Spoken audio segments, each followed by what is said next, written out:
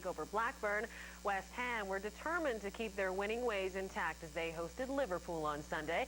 Granted, Liverpool aren't the team they once were, but to think the Hammers could grab 3 points from this match, well, that would be a tall order indeed. A victory by Liverpool would give them their 200th league win since the formation of the Premiership, and they opened the scoring just 6 minutes in. Reese's corner headed in by Milan Barros. No chance for David James there. 2 minutes later, off another corner, James attempts to punch it to safety, but the ball falls to Steven Gerrard, who finds the back of the net with the help of a deflection. 2-0. Second half, Freddie Canute subbed in, and he makes an immediate impact, but his attempt here clears the crossbar. The Hammers, though, not without their chances. Liverpool grabbed their third of the game in the 67th minute. Stanley Hippia helps the corner back in front, where Emil Heskey heads it out of James's hands practically. 3-0. The hard-working Paulo Di Canio went close to bagging a consolation in the 74th. The cross from Canute. Di Canio was a great effort, but Dudek quick to cover, and the ball cleared. Liverpool still in the hunt for a Champions League place, while West Ham loses another as the fans, well, they display their displeasure from the result.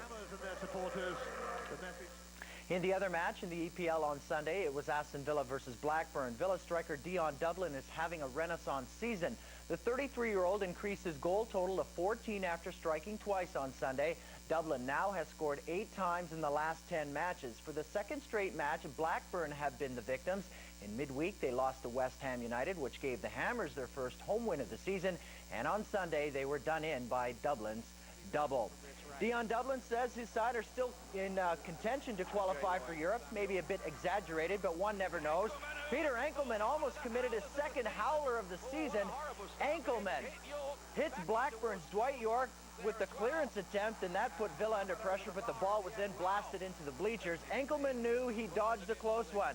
As he was trying to clear, in comes York, and there goes the ball. It was quickly forgotten. 1 minute later, Dion Dublin with the header. He beats Brad Friedel. This goal made it 1-0 after 2 minutes. The goal arriving in 1 minute and 30. Dublin with the goal that bounces inside the near post. Dublin was back again 38 minutes later. Gareth Barry to Dublin. Spins and strikes. 2-0. Dublin is indeed on a roll as he smoothly finds the same side as earlier. It was 2-0 at the half. 10 minutes from full time, it's Ulysses de la Cruz who came on as a substitute. He finds Gareth Barry on the far side. He'll cut inside to make it 3-0 Aston Villa. Villa moved to 11th, but are just 4 points out of 7th. 3-0 was the final. Fulham went to Highbury with the daunting task of preventing the side with the strongest attack in the English Premier League from claiming a 17th league win.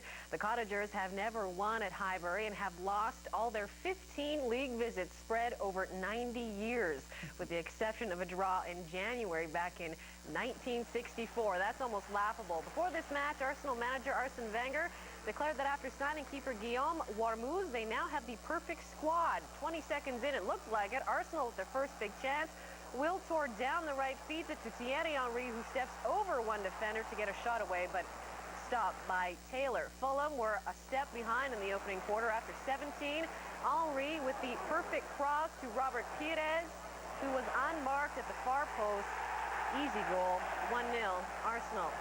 The Highbury faithful stunned into silence. 12 minutes later, Finnan's cross headed by Marley and then drilled past David Seaman by Steve Malbranc, and we were level at 1. Second half on after replacing Wilcourt. Francis Jeffers on a ball from Vieira, but Taylor turns it up and over the bar.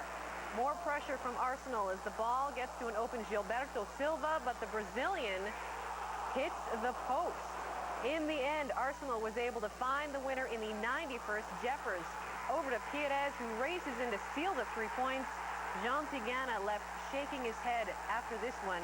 Fulham lose it 2-1 in the dying seconds. Very late, but we need a lot of mental strength and patience as well. And I think it's down to Fulham, who played very well and did fight for every ball until the last minute. And we kept it going and finally got the goal that who brought us to 3 points. Yeah, very, very disappointing because we got this goal at the last minute. But the problem is now to keep working how we worked today and to try to win against Aston Villa the next game. Sven-Göran Eriksson checking out the action at St. Mary's Stadium, and maybe specifically St. James Beattie. 16 goals he has this season. His French teammate Fabrice Fernandez nearly opened the scoring in the 5th, but his shot saved by the fingertips of Barthez. Beckham releases Gary Neville on the right in the 15th. His cross finds Ruud van Nistelrooy unmarked, and he slams in his 25th of the season.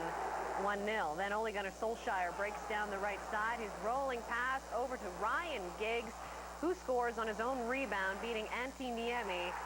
2-0 United, and that goal in the 22nd minute, enough to make Ferguson crack a smile on the bench. Before halftime, keeper Fabian Barthez collided with Michael Svensson, which resulted in a hip and thigh injury. He will miss Tuesday's match with Birmingham. At the other end, Van Nistelrooy was denied by Niemi on this stop late in the game, but Niemi was injured in the process. He had to leave. United wins 2-0 in a game where 4 keepers saw action. We certainly were far bit more control of the game. We won the first half. The first half of really had to dig in and defend well. They keep tossing the ball into the box, and the 2 big lads are piling in the crosses, and we had a job to do, and we've done well to survive that part. It's virtually impossible for me to criticise this bunch of lads, because basically that is it. What the people we had playing and on the bench, that is our lot today. We have other people injured or signed they can't play, but that is our lot. So fair play to them to put in a performance, I thought, for an hour, which matched them apart from, and it's silly to say, apart from 2 goals, but for Nistelrooy and Giggs, give them a chance. An ankle injury suffered at midweek kept Tottenham striker Robbie Keane out of the lineup versus Chelsea on Saturday. Keane left Tuesday's match after 38 minutes after suffering a hard tackle. Tottenham then lost 1-0 to Newcastle. Chelsea entered Saturday's game in 4th place, which is the last Champions League spot available in the EPL. Chelsea hosting Tottenham at Stamford Bridge. Chelsea's Carlo Cudicini was put to the test early. Stefan Everson to Simon Davis. Davis stopped at close range. Then Teddy Sheringham puts the ball out of play. Look at Davis all alone, and he couldn't score the game's first. Not long afterwards, though, Tottenham were back again. Davis to Darren Anderton. There's Teddy Sheringham. He makes it 1-0 for the visitors after 18. Chelsea had pressure on keeper Casey Keller. Frank Lampard had stopped. Zenden couldn't get it done as it was cleared off the line. Get another look at this one. The initial save, Zenden, and then it's Ledley King that kicks the ball away. It's still 1-0. Later on the free kick, Gianfranco Zola finds the top corner to level this match at 1. Chelsea and Tottenham end in a draw of 1. Wonderful kick from the man at the top of his form. Fortunately, I have Gianfranco, and Gianfranco has on the foot the remote control. Was amazing. Goal was fantastic, and after that we start to play better and create some more chances. Glenn, are you happy with the point? Well, yes, I'm delighted. More importantly, the way we played. I thought first half particularly was a fantastic performance from us. I really felt we put them on the back foot, played some smashing football, created a lot of chances, and if we'd have taken our chances then I think we'd have won the game. Chelsea coach Claudio Ranieri always happy. Sir Bobby Robson isn't a happy manager this weekend. Robson was furious that his Newcastle side had their game postponed versus Middlesbrough because of Boro's concerns over spectator safety following a heavy snowfall in the area. The match was postponed on Friday, and the English FA insists that Boro didn't have a strong enough case to postpone the match. Robson felt that the snow situation would have been cleared up well before Saturday's kickoff, and was left wondering why Boro would make such a match postponement over 24 hours in advance. Newcastle are on a 3-game winning streak and are in the hunt for the Prem title. Boro, meanwhile, are 14th in the EPL, having lost their first home game at Riverside. That was last weekend versus Aston Villa. Leeds manager Terry Venables, he's not a happy man either. As the January transfer window came to a close, the former England manager saw 2 big-name players leave the club for greener pastures. Striker Robbie Fowler left for Man City, and defender Jonathan Woodgate is now with Newcastle. Venables revealed that he was bitter with how Woodgate's departure was handled and that he was left in the dark about the move. Said Venables, "Everything was kept secret. I didn't expect it to be like that. The point is, I've been treated like a patsy. "It's like they're testing me. How far can we go?" He went on to say, "I'm a man who has learned to sleep on his decisions, and this one will definitely need a lot of sleep. I'm not going to be pushed into making a judgment on my future." Venables has suggested that he won't make a decision on his future as Leeds manager until after the club's next two matches.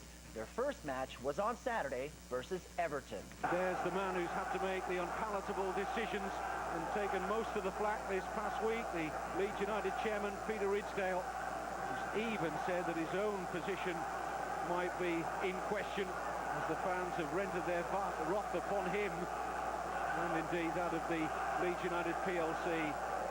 Some of the crown jewels have been sold. Can be a real handful. The trouble was even worse for Leeds on the pitch. Danny Mills here brings down the speedy Canadian Thomas Radzinski, so it's a penalty kick for Everton from the spot. David Unsworth makes it 1-0 as he beats Paul Robinson. It's 1-0 after 56. 12 minutes later, Lee tied the give and go with Radzinski. He scores going to the far side.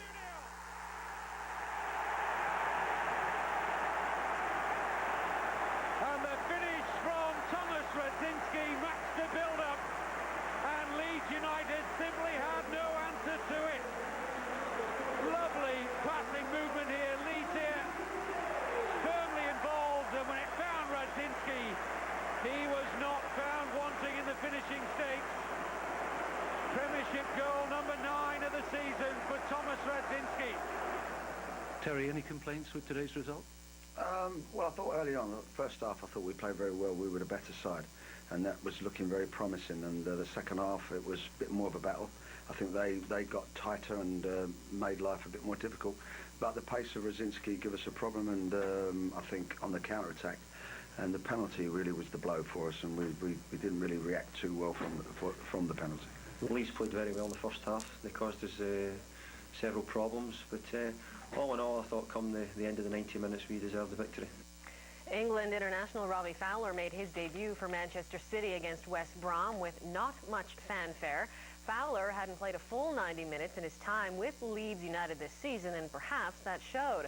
However, to blame Fowler alone for the outcome at Main Road would be unfair, as it was a bad outing all around.